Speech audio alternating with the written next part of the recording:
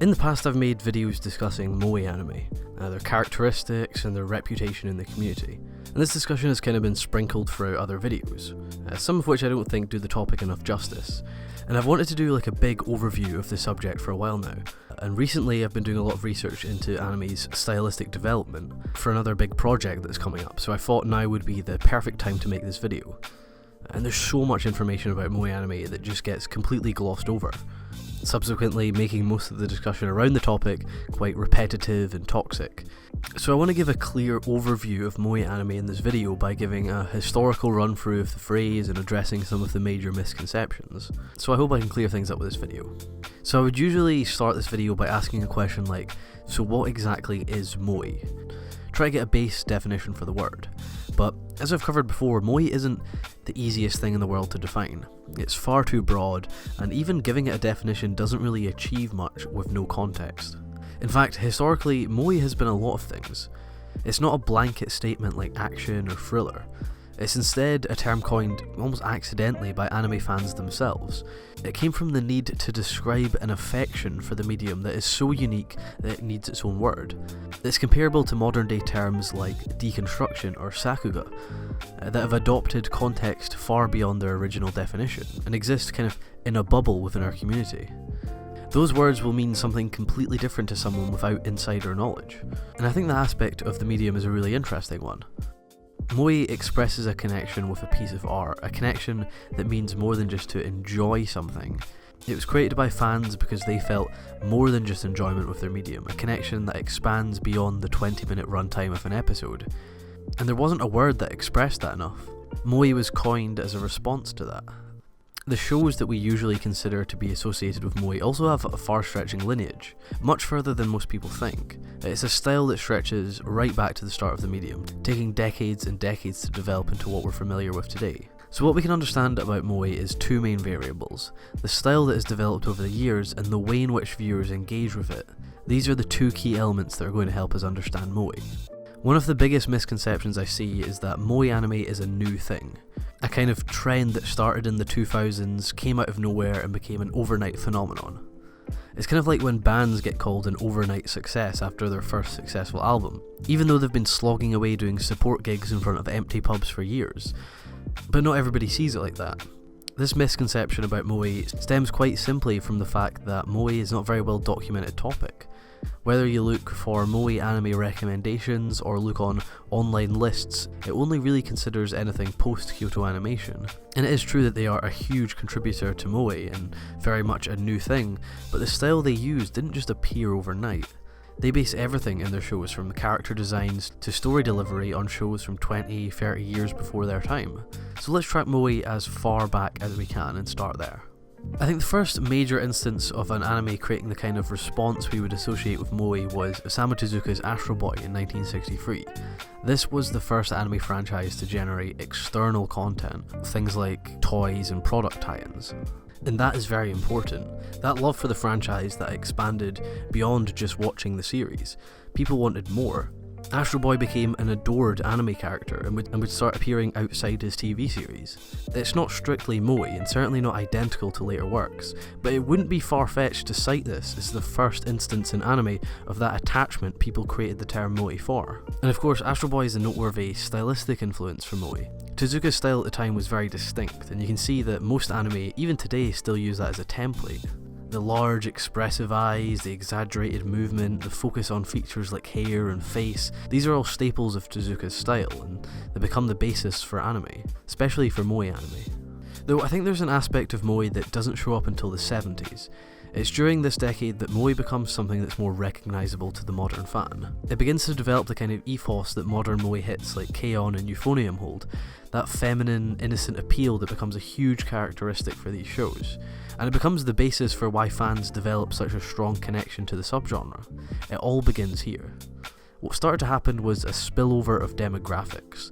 At the time, shoujo anime were very popular with the female demographic, appealing directly to female readers and viewers. But during the 70s, male readers started developing an interest in shoujo manga and anime because of the appealing character designs and storylines. The male demographic were attracted to the cute girl designs of shoujo anime, and at the time they were very rare in other demographics, especially in shonen and science fiction. Thus, the bishojo genre was born. A style that quite simply features cute female characters, but appeals to both male and female fans. It might seem quite normal now, but at the time this was a very, very unique development. No one had really seen anything like this before. We start to see this develop in Japanese culture during the 70s. One of the first big instances of this development being in the original Gundam series in 1979. The sci-fi genre that was previously not really associated with the idea of moe was now featuring multiple female characters, with the intent of attracting a male audience, and they weren't just there to be a plot device or just to be a romantic interest. They created a new emotional aspect that fans of mech anime had never really been exposed to before, and you can see that a few years later in Macross, to an arguably even greater extent. In 1982, Macross had a female lead that became just as much a part of the story as the male lead, and to have an idol storyline merge with a sci-fi show was just something unheard of. Macross and Gundam are very strong examples of how anime was differing from the rest of the world's media and how moe was becoming a real influence. And the idea of moe was really booming in the 80s. Whole shows were now being created for this bishojo audience, confusing many culture critics around the world, and this continued to grow and grow. Looking at this year by year is really interesting. In years like 1983 and 1984, we start to see the trickling of these kind of shows in between the mech shows, and then as the years go on, you start to see these shows appear with a more permanent presence, merging with other genres like adventure and fantasy, and they start to equal in number with mech shows. And when we get to years like 1986, these shows almost outnumber mech shows and come in a range of styles. Kimagure Orange Road is an important show to note. You'll probably already recognise a bunch of its characteristics. High school setting, romantic story focus, female leads. This is the kind of show that would explode over the next few decades. And this period here is very much the root of that explosion. Going into the early 90s, moe took another spike with Sailor Moon in 1992, and believe it or not, this show had a very large male audience, and what had been growing in the 80s as small groups of bishojo fans was now a real commercial force. Sailor Moon also garnered international success, which just blows my mind. I mean, this was a time overseas where anime as a medium was still very unknown to the masses, so for a show with moe characteristics to jump that cultural barrier and air on TV around the world is just incredible. And the high school romance story would continue to grow throughout the 80s. In my opinion, this is one of the most important developments because of how relevant it becomes later on. So I mentioned earlier that a key aspect of moe is the way in which people engage with it, and this is very prevalent in the 90s, and not just for bishojo anime but for the industry as a whole. Anime started to really expand beyond its TV and movie core, and was seeping into every market imaginable. From video games to magazines to figures, everything was being infected by anime, giving the industry new streams of life. A quick look into merchandising of TV anime like Evangelion shows that this was a monumental change for anime. This became a huge market for the show and really added an extra layer to the show's existence. And it was that desire for more, that extended connection with a show, that is an integral part of moe, perfectly timed for the explosion of moe shows going into the 2000s. From here on out we have what people refer to as the collective set of moe anime. Moe begins to dominate every season of anime and every genre. From slice of life to science fiction, moe is everywhere. And that economic influence from the 90s proves to be very important. If we look at Blu-ray sales, moe shows like K-On!, Love Live and Haruhi Suzumiya are up there with some of the best selling of all time. It's an aesthetic that gains incredible economic power, and therefore begins to take a big slice of the pie. And after the monumental success of these shows, almost everybody wants to replicate them. It would take me all day to talk about them because there are just so many in every season, a lot of them being very poor rip-offs that aren't even worth watching. In fact, a lot of productions fall into the trap of just trying to copy the success of K-On! And Love Live, and that's probably one of the reasons the genre gets so much stick.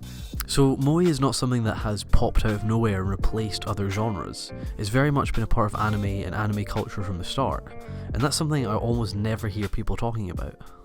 The developments from the bishojo shows of the 70s and 80s don't just stop at modern moe. There are a lot of shows that aren't traditionally moe but have the same roots. Shows like Aria the Animation have elements of the cute girl anime shows but incorporate other genres more strongly. I feel like these kind of shows are just another development of the moe genre, evolving in a different direction to more classic moe. Now these shows don't have the mass popularity of mainstream moe, but they do have a similar level of engagement from their fan base. In this aspect, they fit into moe perfectly. And I think this is where the misconceptions arise. These shows do fit into definitions of moe, but they're never categorized as such, when really, if someone is making a list of moe anime, shows like Aria the Animation should be included too. But it is cool to see where this style goes after the Kyoto animation style of the early 2000s, which is usually regarded as the kind of final point of moe's stylistic development. I think it's also interesting that moe spreads into other genres today, just like it did initially with Macross and Gundam, and the marketability of characters is really the reason for this. Code Geass, for example, aired in 2006. It had a number of different moe characters that appealed to a male audience. The show is a sci-fi drama series that plays mainly off its action and science fiction, and the main demographic is males, so it's interesting to see these moe characters appear. Moe is used to utilise that bishojo audience, selling merchandise like figures and posters. It's a prime example of how moe has been used in different genres. The general moe aesthetic has also evolved on its own too. Magical girl shows, for example, linking back to Sailor Moon, have always used moe characteristics. Looking back over the years, they've been some of the most visually experimental moe shows I've ever seen. I think Flip Flappers is a great example from last year. I mean, you could make a whole video about how the show approaches moe as a genre and as an artistic tool. It kind of uses moe to create preconceptions about a character and then subsequently break those preconceptions down. The show creates a really interesting narrative about character archetypes, especially that of the moe/magical girl genres. Despite moe's rich history in many genres and time periods, it still gets such a hard time from anime fans and critics. You really don't need to look far to see a kind of toxic conversation about moe. Whether that be people generalising about the genre being bad, or people just generalising about people not understanding the genre, I think this all stems from the lack of knowledge about the subject. If people knew its rich history and influence, they would probably be less eager to criticise it irrationally. And I hope this video helped clear that up a little bit. So please do share this around if you feel it could help. And if you enjoyed this video, please do check out something similar. Thank you very much for watching.